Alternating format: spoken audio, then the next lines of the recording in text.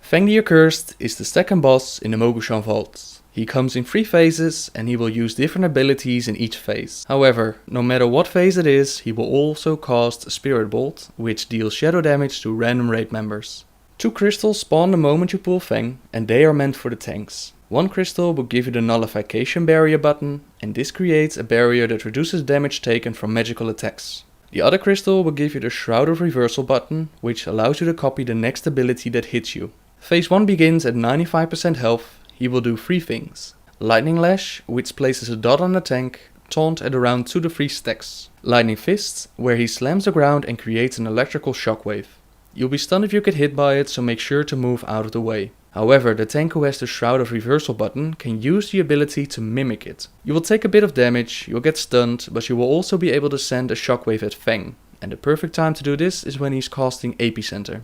Epicenter is then his third ability, which creates an earthquake, reduces your hit chance by 75%, and the closer you are, the more damage you'll take. If you couldn't stun Feng, then make sure to use the nullification barrier button to reduce the damage taken. When you do, stack up under the shield. If you can't use either of those buttons, make sure to move away from the Epicenter, stack up, use your damage reduction cooldowns and any possible self-healing. Phase 2 begins at 66% and he will do 3 things.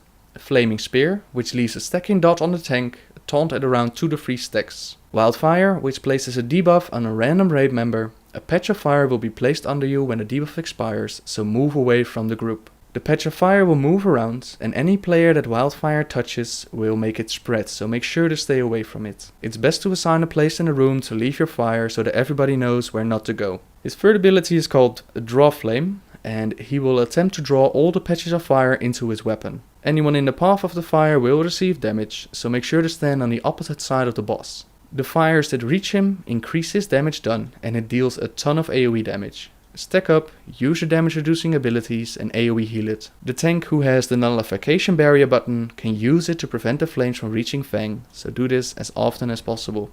Phase 3 begins at 33% and he will do 3 things. He places a debuff called Arcane Shock on the tank, taunted around 2 to 3 stacks. He will place a debuff called Arcane Resonance on a random raid member. This deals AoE damage to that player and anyone around him, and the damage is increased by the amount of people that it hits. Make sure to move away from the group if the debuff is on you. Range DPS and healer should spread out. His final ability is called Arcane Velocity, which deals AoE damage. Get as close to the boss as you can and use any damage reducing abilities. The tank with the nullification barrier button must use it as much as possible during Arcane Velocity. It's possible that you get the debuff just before or right after Arcane Velocity, so make sure to stay away from others even if it kills you. That's all there is to it, guys. Good luck and make us proud.